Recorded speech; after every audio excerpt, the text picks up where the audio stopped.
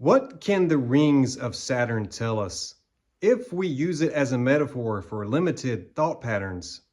Well, as it turns out, quite a bit. Welcome back to my channel, guys. This is Hypnovision Studios, and I am your host, Nicholas. And as always, I have some very interesting perspectives for you today.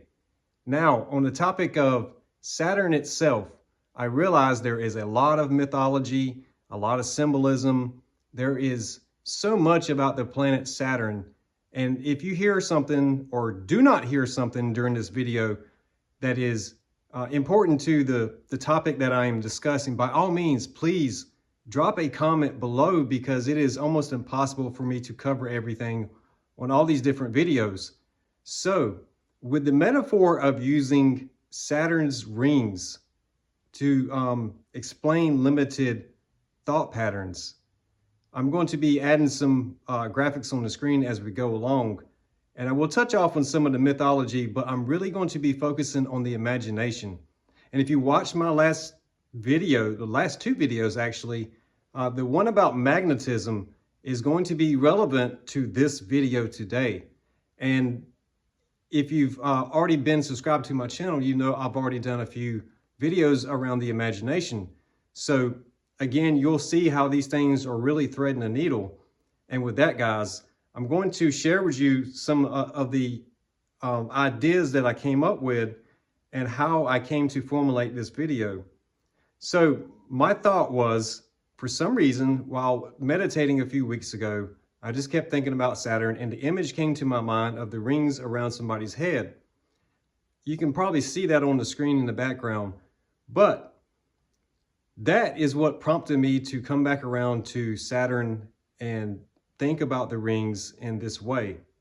So with that, guys, I asked ChatGTP, how could the rings of Saturn be like limited thought patterns circling the human mind, boxing in the imagination, assuming, in theory, the link between magi, as it is contained inside the word imagination, and knowing that unseen forces come from magnetism. We know the North Pole and folklore about the black cube, but what is interesting is that I saw an image of the black square as a magnet. Now, in that video, Magnetism, I think I used an image where there was a magnet and there was particles around it that were showing the electromagnetic field, and it got me to thinking about the mecha. So I will circle back around to that in just a minute, but that is how, through my imagination, how I arrived to ask or prompt ChatGTP in the way that I did. So that is kind of important, getting to understanding how to ask the right questions, because it is the y-axis of things, right? Because if we are focusing on something, as they say, X marks the spot, but Y, there is a y-axis that goes along with that also. And that is 2D thinking in some ways. We'll get to that in just a minute. Also, the Metatron cube and how it can appear flat or have depth depending on how it is seen. So that is perception, right? This is seeing something that's flat, but also seeing the multi-dimensions of things. And if you've watched my channel long enough, you know I have spoke about the five senses, the sensory input being the 5 dimensions of understanding. So the 5 sensory input and the imagination would be 6. So we are going to uncover some things here as we move along. Saturn's rings as thought patterns. Saturn has long been associated with boundaries, limitations, and time. That comes from Chronos in Greek mythology. The rings of Saturn, while beautiful, can symbolize the mental loops or conditioned thought patterns that circle the human mind. These rings are often made of countless particles, just like limiting beliefs are built from countless past experiences, societal norms, and personal fears. In this sense, each ring represents a layer of mental conditioning. The density of these rings symbolize how deeply ingrained certain beliefs are. Saturn's gravitational pull keeps the rings in place, just as the ego or subconscious mind can hold on to familiar but restrictive thought loops. To break free from the mental rings, one must go beyond Saturn's pull, much like expanding the conscious beyond fear, doubt, and societal conditioning.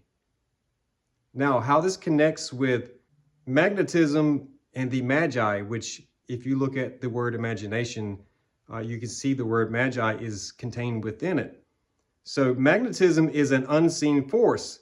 That is important to remember, unseen forces, because when it comes to the imagination, when it comes to spiritual things, the whole concept of getting spooked and the ties with Saturn and Satanism and all of this mainstream stuff that really is in some ways conspiracy, but in some ways not, because the truth is always mixed in with lies. And it is not really our job, but it is up to the individual person to discern what it means to them. Some people may not even research into these type topics because on the surface level, it looks like some devilish bullcrap. So just keep that in mind, guys. If you're watching this, you're probably not that type of person, but you definitely would understand where I'm coming from on this. So thoughts like magnetic fields attract experiences and patterns. When the mind is boxed in by limiting beliefs, the rings of Saturn metaphor, it creates a closed magnetic loop, attracting the same outcomes repeatedly. Positive thoughts act like a magnetic north, drawing expansive experiences. So that would be an expanding consciousness versus a shrinking, confined field. The black cube and Mecca. So here's the tie.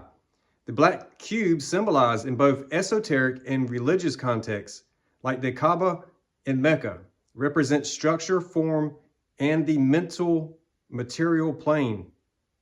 In the Kabbalistic mysticism, the cube is associated with the containment of energy and thought within the confines of the physical world.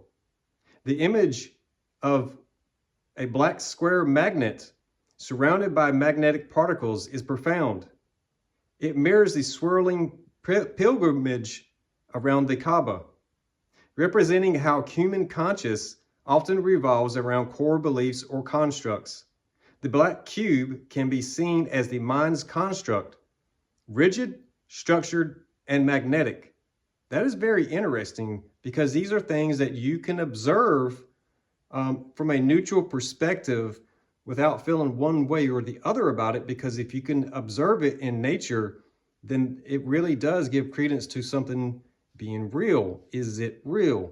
I won't play around with that word too much because it sounds too much like something else. However, the cube also represents the potential to transcend. When viewed from another angle, it becomes a tesseract or unfolds into a cross-like shape, symbolizing expansion beyond form. The ties into the next point. The idea that the cube unfolds into a cross.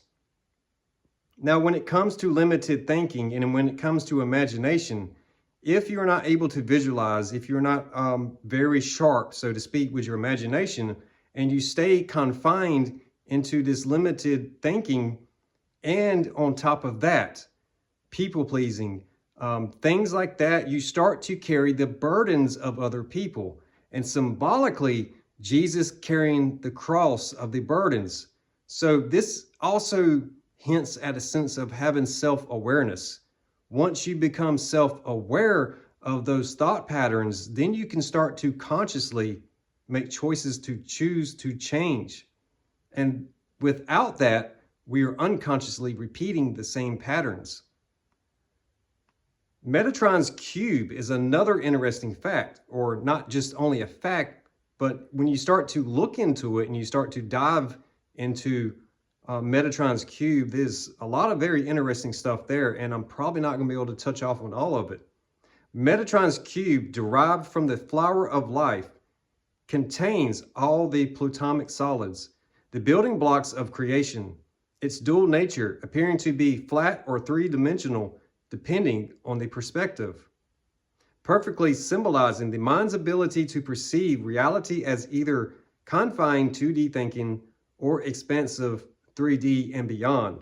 Now remember, the five sensory input. And it is often said that the mind cannot tell the difference between what is imagined and what is real.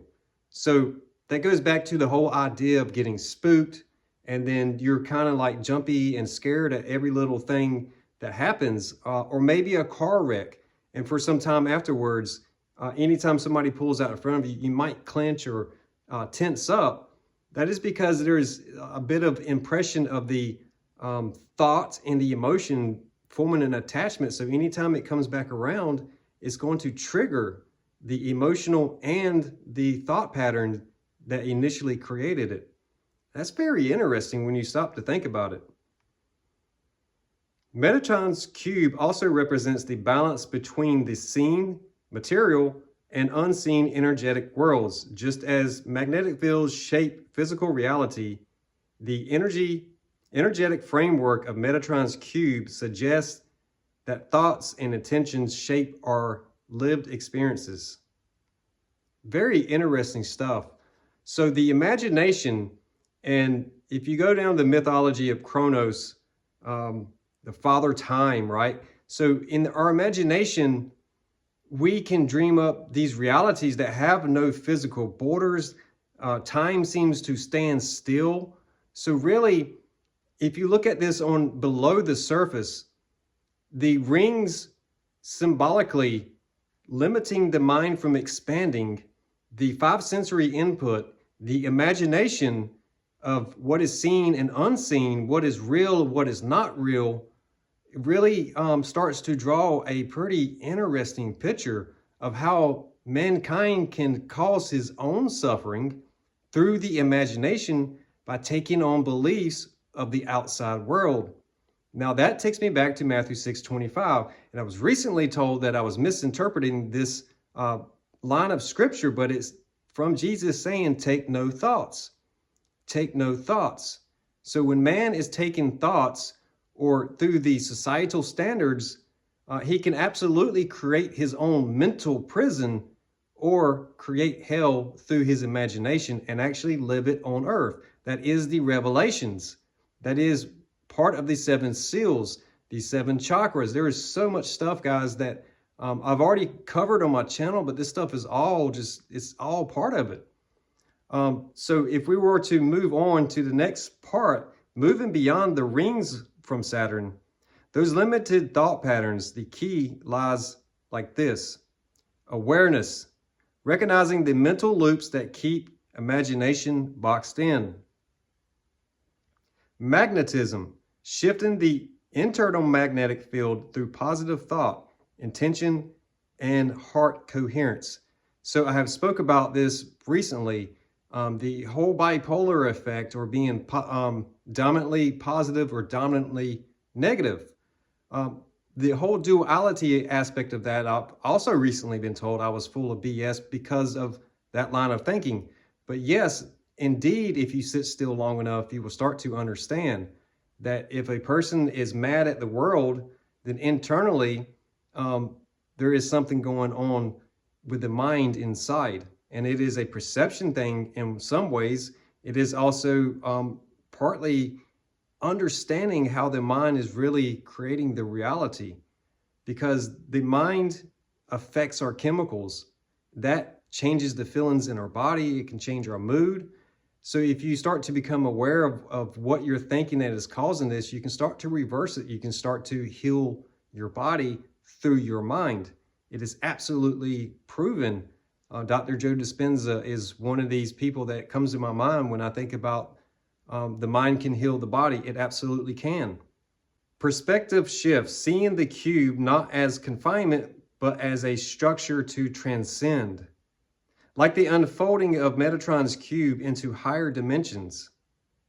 In essence, the rings of Saturn, mental confinement, magnetism, the force that keeps thoughts in orbit, but also the key to reshaping reality. That is the law of attraction. We either are attracting or repelling, retracting or repelling, the law of attraction. The law of vibration, in many ways, is the frequency of how many times something is happening per given qubits or amount of space. I'm sure that you guys can drop some stuff in the comments about that. I do have a video on the law of vibration that is completely separate, but I do think it's relevant here. So Metatron's cube, the blueprint to creation, revealing how imagination or magnetism can break through the limitations when perceived from a higher vantage point. So again, guys, we are trying to really stay on topic with the imagination, because what we are imagining and what we are charging with our emotions is how we are creating our reality. And this is interesting because this is another thing that came to me during meditation, was the stimulation on the nervous system is the simulation that we feel in our reality that we are creating. So when something makes us feel good and it is in alignment with nature, then a lot of times you will see blessings and good things happening, and you would just go through life. But on the other hand, if we are beating ourselves up, we have bad self-talk about ourselves, and we are angry at the world and we are taking it out on everybody around us, we are going to start to attract that back to us, and we are going to start to magnify what it is that we are putting out. It is coming back to us. It is the whole thing, like when you buy a car. Let's say you buy a red car, and now all of a sudden everywhere you go, everybody's got that red car, every 2 or 3 cars. Same thing as Matrix with the woman in the red dress. The focal point sometimes will distract you from perceiving what is really real. So that is part of the awareness.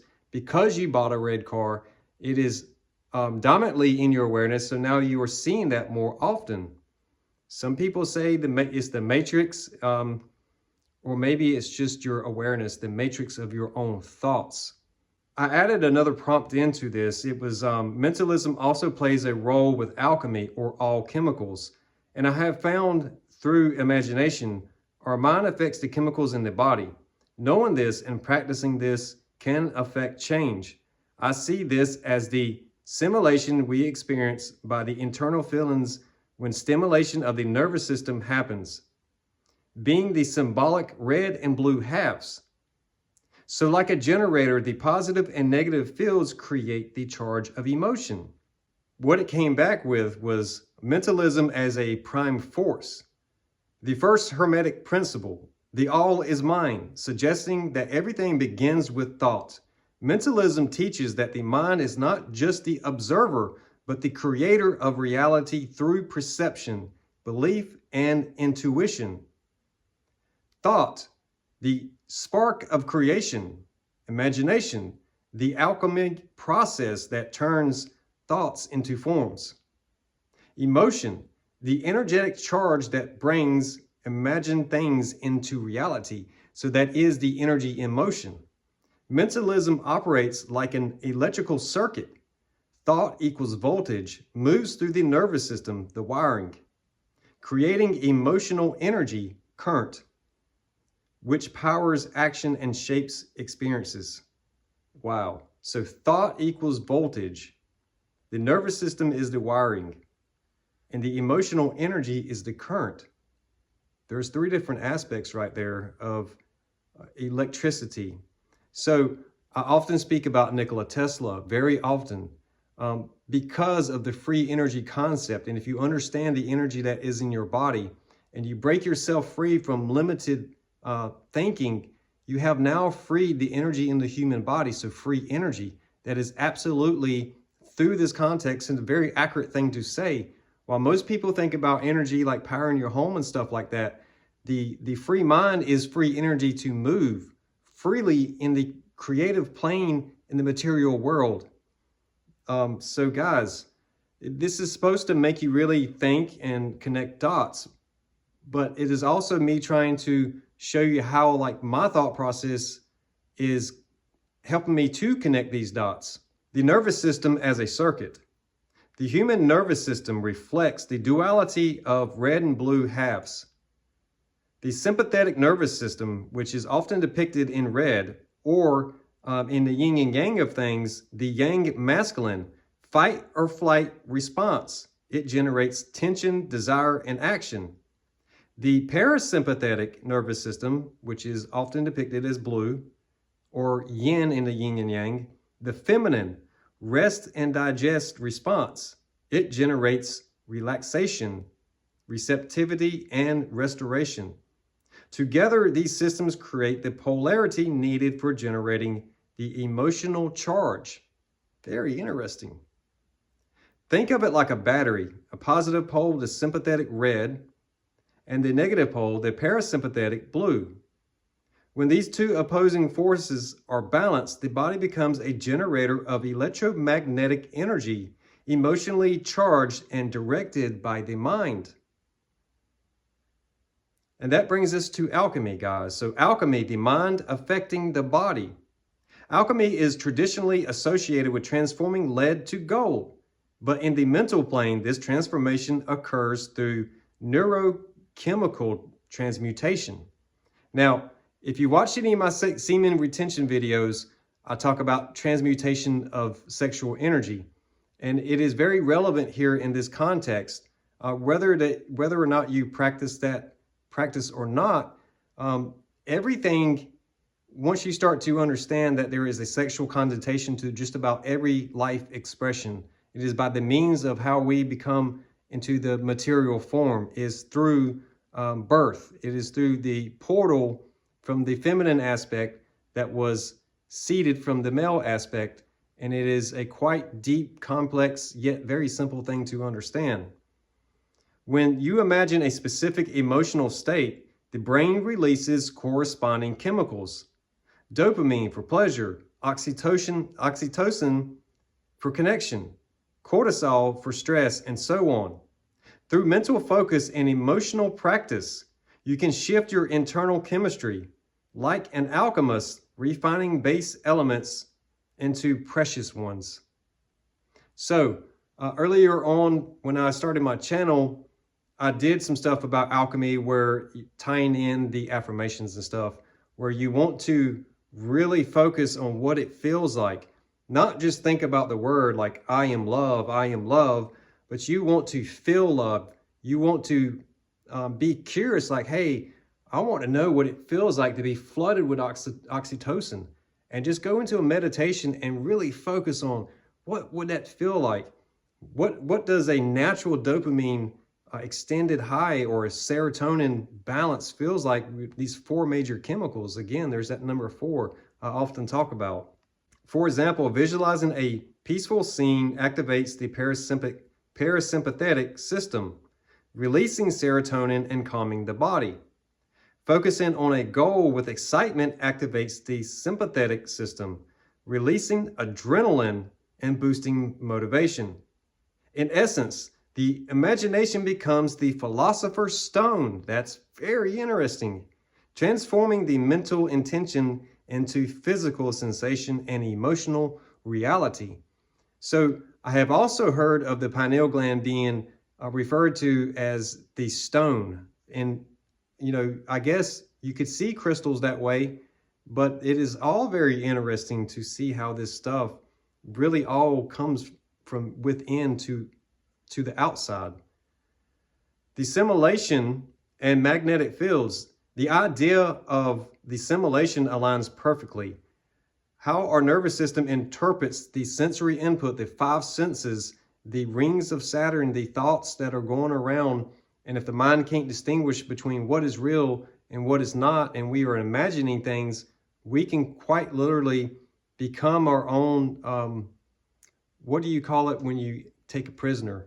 We actually are doing that to ourselves. We are putting ourselves into a prison by our own thoughts, the unseen forces. So reality as we perceive it is constructed by the brain based on electrical signals sent from the body. This creates a closed loop system. The stimulation, or anything that is external or internal on the nervous system, creates a response or emotional charge. This is part of the perception of reality. The red and blue halves of the nervous system act like positive and negative terminals of a generator. When they interact, they create an electromagnetic field emotion, which radiates outward, influencing the simulation around you. So when I made my magnetism video a few weeks back, or whenever it got posted, I was viewing the red and blue in my imagination, because it's not the only place you see it. You see it with the sun and the moon. There are blue and red light waves corresponding with each one. And I'm thinking about magnets and seeing pictures where they have blue and red on them. So it got me to thinking, like the nervous system, blue and red, if I stuck a magnet up there and spun it really fast, and it's like twisting the two halves and creating or generating a current, a magnetic field. So it is absolutely proven that we have electromagnetic fields all around and throughout the body. There is meridians. There's a whole lot of stuff, guys, that you really could talk for hours on when it comes to this. And this field attracts experiences, law of attraction. It affects others' emotional states, empathetic or empathic resonance. So that means that others can pick up on our emotions even when we don't speak them out. People can feel our vibe. It reinforces beliefs and perceptions, self-fulfilling prophecies. Your mind, acting as the generator, determines the quality of the charge. Positive, coherent thoughts generate a harmonious field, while negative, chaotic thoughts create disharmony. Balancing the charge is the key to creation. True alchemy lies in balancing the polarities. Excessive red or sympathetic leads to stress, aggression, and burnout. Excessive blue, parasympathetic, leads to passively depression and stagnation. Balancing the charge creates flow states where the imagination fuels action without resistance. So, action without resistance. That was the best metaphor, is the dancer becoming one with the music. That is probably one of the best examples. But I could also think back in my own childhood when I was learning how to ride a bicycle without training wheels. You start to realize that you're actually riding without training wheels, and the moment you pay attention, you fall off the bicycle. That is one of those type things that is happening here. Is sometimes those automatic functions are working that well until you pay attention to it. And because you put attention on it, now you have observed something and it causes change to happen. That is part of the observer effect. And that's a very interesting one to a rabbit hole to go down by itself. The heart plays a crucial role here, acting as the electromagnetic bridge between the mind and the body. When thoughts, the mind, and emotions body align, the heart generates a coherent field, amplifying the creative power of imagination. And so Metatron's cube is like a blueprint of creation. Returning to Metatron's cube, it symbolizes how polarity creates form. Each line represents an energetic connection between opposite poles. The cube itself appears flat in mental concept until viewed with depth and emotional charge. So when we start to add in to the fact of how we feel, we start to perceive it different. That is something that I covered in my semen retention, where you have the analytical mind that's like black and white, is just there's no emotion to it. There's no warmth of life until you start to give it an emotional charge. From this perspective, Metatron's cube becomes a visual representation of the mind-body circuit, where balanced polarity creates the energetic field that shapes reality. So practical alchemy and generating emotional charge. If you want to understand how to do this, the mental spark is to focus your imagination on the desired state. As I said earlier, the desired state is not a thought, it is a feeling, a state of being. So if you want to feel happy, then you think of not thoughts that make you happy, but actually the feeling of happy. If I want to feel love, then I would meditate and imagine feeling loved.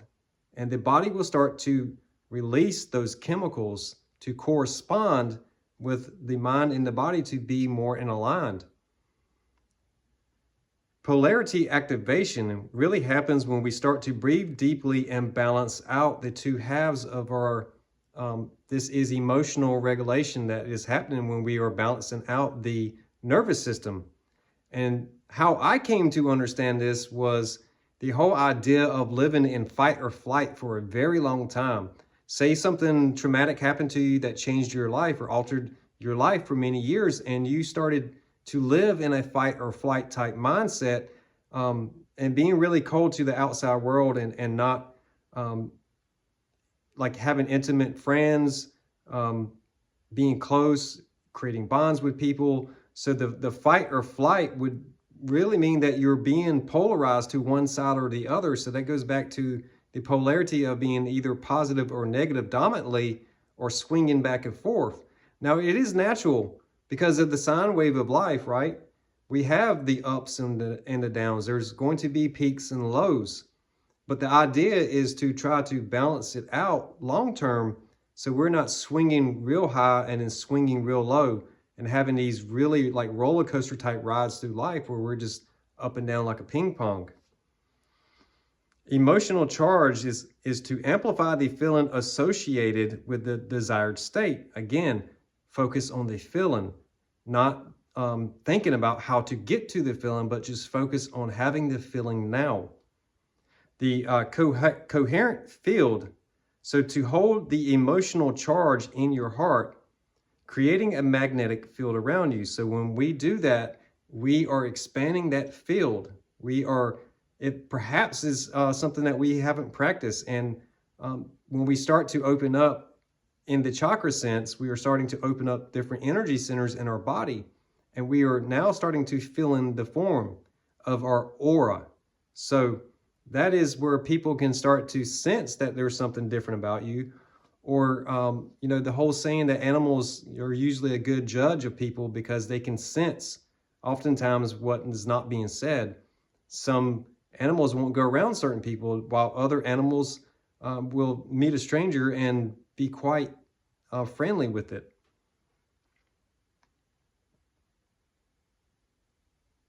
In essence, you are a self-contained generator. Self-contained generator. Now, the Hermetics is really relevant right here because self-contained is to be hermetically sealed. That is the medical term of something being hermetically sealed would be to make sure that it stays in a sterile environment until the seal has been broken. And that is something else about Saturn. You can't see this image on the screen too closely, but when it comes to things being hermetically sealed, the 7 laws of the Hermetic is really about the internal workings of the body, the inner life support that goes along with the imagination, that goes along with how the mind is perceiving reality, the sensory inputs. So it really is an internal blueprint to help you to start to understand. So the other thing that I want to point out is, and I'll put the graphic on the screen, is that the magic square of Saturn is often, or other times, referred to as the square of Solomon, or King Solomon, soul of man. That is very interesting when we were talking about the 5 senses. We were talking about Metatron's cube. We are also talking about how the rings of Saturn binds by limited thinking, and it keeps us confined. So there's a lot of stuff here, and one of the other things is the sigil of Saturn, which is I am that I am. The cross of the Son of Man, of the Sun in the matter of Saturn. I am light and matter. And it is interesting because the cube deals with the number 9. But it is also I am that I am. So the imagination is really all things, guys. It is really what we are imagining is creating our reality, is creating our perception. It is when we start to give feelings to things, when we start to attach an emotional state to an object, so to speak. Now, it's easy to say like, you like this person or you don't like this person, but that's a human being. But when we start to attach emotional states, so somebody like a hoarder, for example, who might just hoard everything, there's some kind of emotional attachment to a material thing that causes those conditions to happen. So the I am is becoming self-aware of self.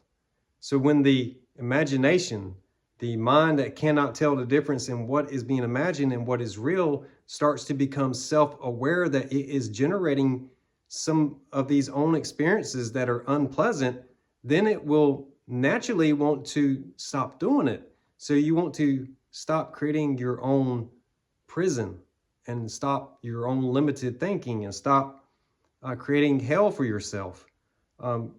Quite literally, it is something that I was faced with throughout this process of unlocking certain things within myself.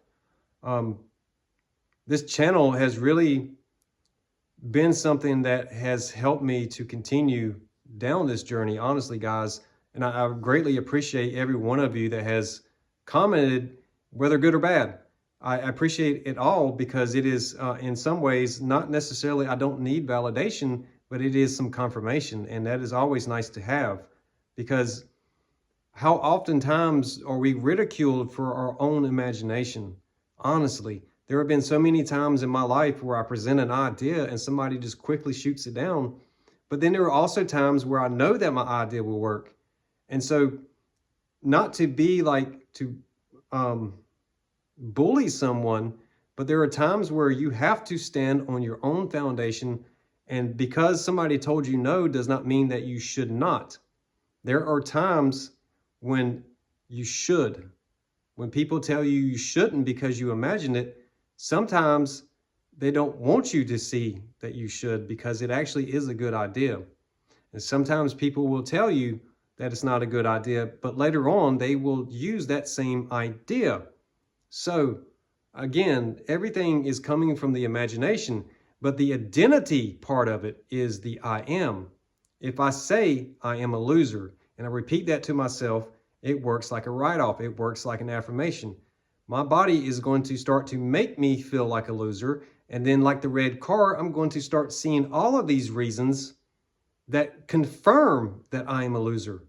So the alchemy process of the thoughts and the emotion in the body being able to be changed like metal to gold, or the alchemy process is to become self-aware of things that we are saying out loud, things that we are thinking is not so much as important, because we can't really control thoughts. That is the hardest thing you can ever try to do, is to try to control thoughts. You can't control them. So stop judging your thoughts and start observing your thoughts neutral. And that gives you the conscious choice to whether emotionally charge something or to let it pass. Just let it pass without resistance. So definitely for myself, when I think back to my childhood, and I don't necessarily buy into the concept of heaven and hell. I do understand that you can create heaven and hell right here on earth through your imagination. So when I think back to being a child and starting to understand that concept, it was like, oh no, I shouldn't have had that thought. I'm probably going to, like, my whole life is just gone now. Like I just had this thought, I couldn't control it. My life is ruined, I'm worthless.